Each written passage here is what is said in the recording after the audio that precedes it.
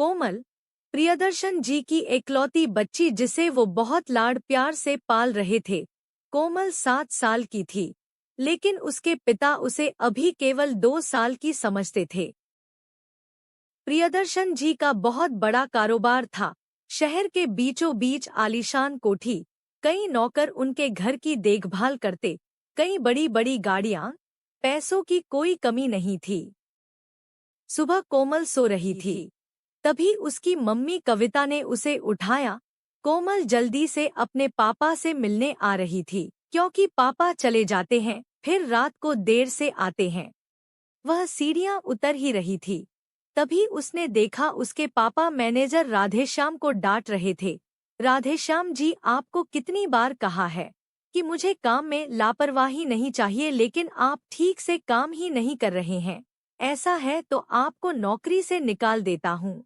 आपके जैसे बहुत से मैनेजर लाइन लगाकर खड़े हो जाएंगे।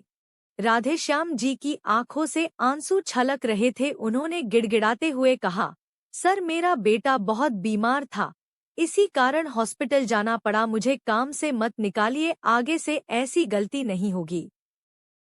कोमल सीढ़ियों पर खड़े खड़े सब सुन रही थी।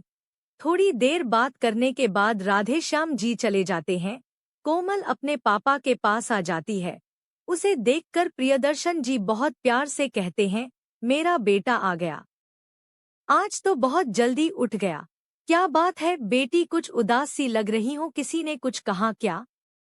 यह सुनकर कोमल ने मुस्कुराते हुए कहा, नहीं पापा, किसी ने कुछ नहीं कहा है, बस आप वो राधेश्याम अंकल को डांट रहे थे, मुझे अच्छा नहीं लगा, बेचारे रो रहे थे।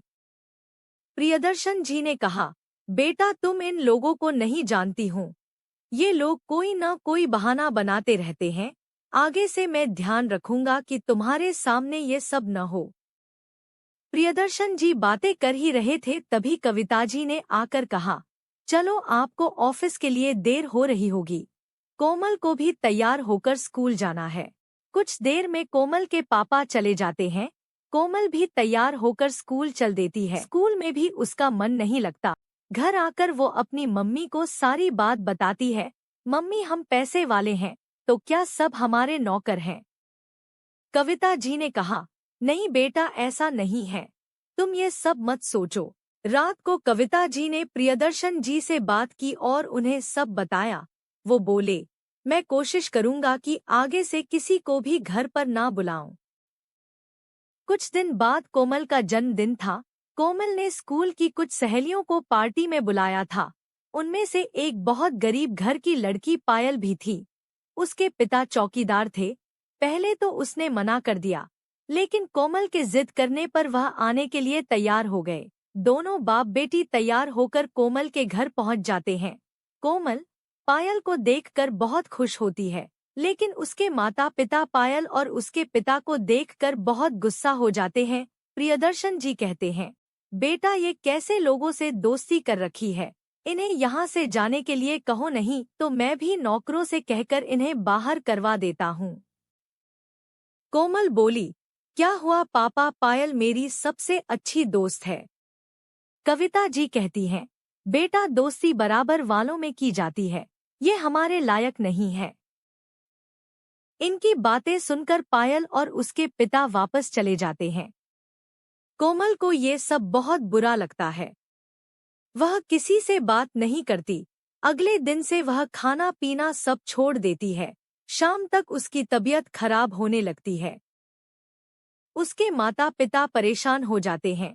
वे कोमल को बहुत मनाने की कोशिश करते हैं, लेकिन कोमल नहीं मानती। वे डॉक्टर को भी बुलाते हैं। डॉक्टर कुछ दवाइयाँ देता है, लेकिन कोमल दवा भी नहीं खाती। इसी तरह 2 दिन बीत जाते हैं। कविता जी का रो रो कर बुरा हाल हो जाता है। बेहोश सी होने लगती है। अपनी बच्ची की ऐसी हालत देखकर प्रियदर्शन जी बहुत परेशान हो जाते हैं। बड़े से बड़े डॉक्टर भी जवाब दे देते हैं। कविता जी बहुत मुश्किल से कोमल से बात करती हैं। कोमल उन्हें बस इतना ही कहती है, मम्मी, मैं गरीब होना चाहती हूँ, जिससे किसी गरीब का दिल न दुखा पाऊं। यह सुनकर उसके मम्मी पापा को गहरा धक्का लगता है। वे समझ जाते हैं। कि उनका गरीबों से भेदभाव ही उनकी बेटी के लिए जानलेवा रोग बन गया है। प्रियदर्शन जी अपनी बेटी से कहते हैं, बेटी आज के बाद मैं किसी का अपमान नहीं करूंगा। कविता जी भी उसे समझाती रहीं। प्रियदर्शन जी उसे छोड़कर स्कूल पहुंच गए।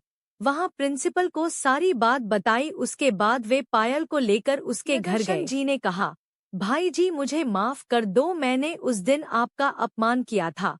मेरी बेटी उसी दिन से खाना पीना छोड़कर बीमार पड़ी है। मुझ पर एक एहसान कर दो, मेरे साथ चलो। पायल के पिता पायल को साथ लेकर उनके घर पहुंच गए। पायल ने कोमल से कहा, देख मैं आ गई, तेरे पापा मुझे लाए हैं और अब वे कभी गुस्सा नहीं करेंगे।